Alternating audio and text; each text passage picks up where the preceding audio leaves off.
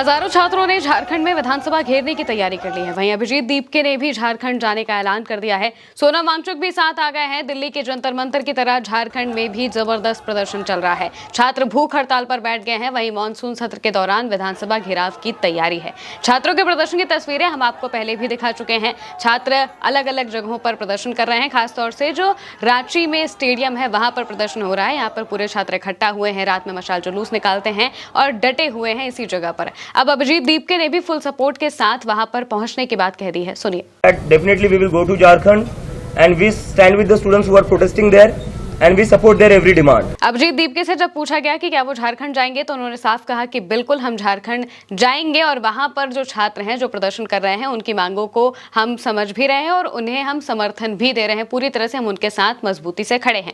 झारखंड में भर्ती परीक्षाओं में गड़बड़ियों के खिलाफ जंतर मंतर जैसा यह आंदोलन चल रहा है। 7 से ज्यादा प्रदर्शनकारी भूख हड़ताल पर बैठ गए हैं, बिल्कुल उसी तरह से जिस तरह से जंतर मंतर पर बैठे थे। सोनम वांगचुक के अलावा भी जो कई छात्र थे वो भूख हड़ताल पर बैठे हुए थे। इनमें छात्र नेता देवेंद्र नाथ महतो ने 2 अगस्त से खाना पानी दोनों ही छोड़ रखा था। इसके बाद सोनम वांगचुक ने देवेंद्र से वीडियो कॉल पर बात की। उनकी अपील पर देवेंद्र ने पानी पिया, लेकिन कहा कि उनका अनशन जारी रहेगा, यानी कि वो पानी पर ही सिर्फ अनशन करते रहेंगे, खाना अभी भी नहीं खाएंगे। पूरी तरह से भूख हड़ताल उनकी जारी रहेगी। देवेंद्र नाथ महतो ने इसको लेकर पोस्ट भी किया। उन्होंने लिखा कि देश के प्रख्यात इनोवेटर सोनम वांगचुक सर से वीडियो कॉल से सीधे संवाद करने का अवसर मिला। हमारे आंदोलन के प्रति उन्होंने अपना बहुमूल्य मार्गदर्शन, प्रेरणादायी विचार और हौसला प्रदान किया है। उनके आग्रह पर हमने जल ग्रहण किया है। साथ ही उनसे रांची आकर आंदोलनरत छात्रों का मनोबल बढ़ाने का आग्रह भी किया है। हमारी अनिश्चितकालीन भूख हड़ताल व सत्याग्रह आंदोलन अपने संकल्प के साथ निरंतर जारी है, यानी कि भूख हड़ताल जारी रहेगा। जो आंदोलन छात्रों का चल रहा है, जिसे सत्याग्रह नाम दिया गया है, ये भी जारी रहेगा और तब तक जारी रहेगा जब तक छात्रों की मांगों को मान नहीं लिया जाता। छात्रों ने चेतावनी दी है कि अगर उनकी मांगे नहीं मानी गई तो 7 अगस्त को झारखंड विधानसभा का घेराव किया जाएगा। 7 अगस्त से ही जो झारखंड में मॉनसून सत्र है उसकी शुरुआत होने वाली है। यहाँ की यानी कि विधानसभा में जो सभी विधायक हैं ये मौजूद होंगे और इसी वजह से जैसे कि दिल्ली में संसद के मॉनसून सत्र के पहले दिन प्रदर्शन किया जाता है, मार्च किया जाता है, बिल्कुल उस तरीके से यहाँ पर विधानसभा घेराव की तैयारी की जा रही है। ये प्रदर्शन रांची के जयपाल सिंह मुंडा स्टेडियम में करीब 12 दिनों से चल रहा है और अब ये अपने पीक पर पहुंचता हुआ दिखाई दे रहा है। छात्र जेपीएससी, जेएसएससी, सीजीएल समेत दूसरी भर्ती परीक्षाओं में कथित गड़बड़ियों की सीबीआई जांच, दोषियों पर कार्रवाई और भर्ती प्रक्रिया में पारदर्शिता की मांग कर रहे हैं। 2 जुलाई को झारखंड लोक सेवा आयोग यानी कि जेपीएससी ने 14वीं संयुक्त सिविल सेवा प्रारंभिक परीक्षा का रिजल्ट जारी किया था। इसमें 2204 उम्मीदवार मुख्य परीक्षा के लिए चुने गए थे। इसके बाद 18 से 20 जुलाई के बीच मेंस परीक्षा होनी थी। रिजल्ट आने के बाद कई उम्मीदवारों ने गड़बड़ी के आरोप लगाए। उनका कहना था कि कट ऑफ जारी नहीं किया गया। इसी दौरान सोशल मीडिया पर एक उम्मीदवार की कथित ओएमआर शीट भी वायरल होने लगी। गौर करने वाली बात यह है कि जिस उम्मीदवार की ओएमआर शीट वायरल हुई थी वो एनडीए नेता का बेटा है। दावा किया गया है कि उसने सिर्फ 48 सवाल हल किए, फिर भी वो मेंस के लिए चुन लिया गया। वहीं रिजल्ट पर आयोग के अधिकारियों के हस्ताक्षर नहीं होने को लेकर भी सवाल उठाए गए। विवाद बढ़ने के बाद जेपीएससी ने मेंस परीक्षा को रद्द कर दिया। छात्रों की मांगे क्या है वो भी बता देते हैं, लेकिन इस बीच हेमंत सोरेन का भी बयान सामने आ चुका है और उन्होंने छात्रों को लेकर क्या कहा है वो भी बताएंगे। लेकिन पहले छात्रों की मांगों पर ध्यान देते हैं।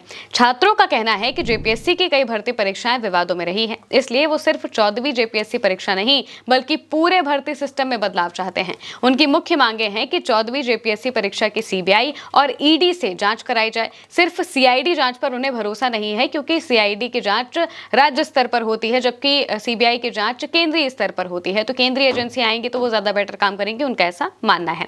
फास्ट ट्रैक कोर्ट बनाया जाए ताकि मामले की सुनवाई जल्द ही हो और तय समय में फैसला आए। इसके साथ में ही टीडीपीएल यानी कि TSR data processing private limited से कराई गई सभी परीक्षाएं रद्द की जाएं। इस कंपनी पर काफी आरोप लग रहे हैं। जो छात्र हैं उन्होंने आरोप लगाया है कि कंपनी से जुड़े एक अधिकारी पर भर्ती में गड़बड़ी हुई है।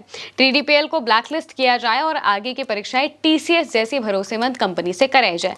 जेपीएससी और जेएसएससी के उन अधिकारियों को हटाया जाए जिन पर भ्रष्टाचार के आरोप हैं। उनकी जगह साफ छवि वाले अधिकारियों की नियुक्ति की की जाए।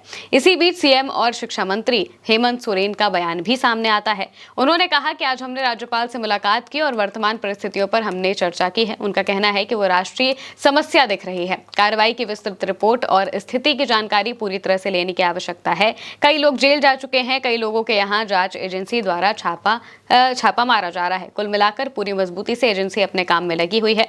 मुझे लगता है कि इस विषय पर हम पुख्ता समाधान के साथ निर्णय लेंगे। सरकार के दरवाजे सभी के लिए खुले हैं। मुझे लगता है कि सभी लोग अपनी बात रख सकते हैं, उनके विषय हमारे संज्ञान में हैं, सरकार उनकी बातों को गंभीरता से लेगी। यानी कि यहाँ पर हेमंत सोरेन ने इस बात को कहा है कि हम बच्चों की मांगों को या फिर बच्चे जो प्रदर्शन कर रहे हैं उसे ना ही नकार रहे हैं, ना ही टाल रहे हैं और ना ही उनकी मांगों को गलत कह रहे हैं, बल्कि वो उनकी मांगों को समझते हुए इस बात को कह रहे हैं कि हमारे पास जो रिपोर्ट आएगी या फिर हमारे पास जो प्रक्रिया आएगी उसके तहत हम अपनी कार्रवाई करेंगे और उनके लिए जो भी बेटर हो सकेगा वो चीज़ करेंगे। और छात्र चाहें तो हेमंत सोरेन से बात कर सकते हैं। ये बात भी उन्होंने कही है कि सबके लिए जो दरवाजे हैं वो खुले हुए हैं।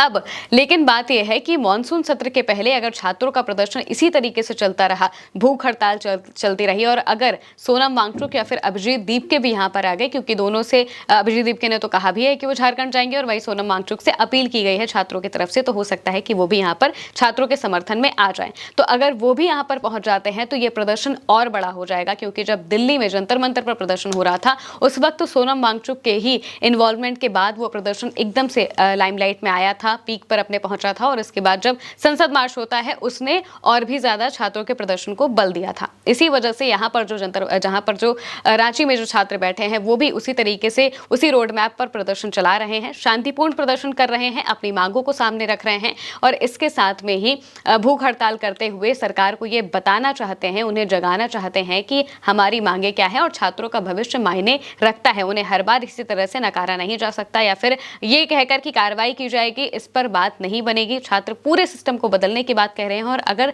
उनको ये आश्वासन नहीं मिला या फिर ये भरोसा नहीं दिलाया गया कि सिस्टम पर कार्रवाई होगी तो वो यहाँ से नहीं हटने वाले हैं, ये बात साफ कर दी गई है। अब अगर मॉनसून सत्र से पहले प्रदर्शन शांत नहीं हुआ तो अभिजीत दीपके भी पहुंच सकते हैं और दिल्ली के संसद मार्च की तरह झारखंड में विधानसभा का घेराव हो सकता है, यानी कि ये प्रदर्शन अब और भी बड़ा होता हुआ दिखाई दे रहा है। फिलहाल के लिए मेरे यानी महिमा के साथ इस खबर में इतना ही। आप देखते रहिए उल्टा चश्मा यूसी।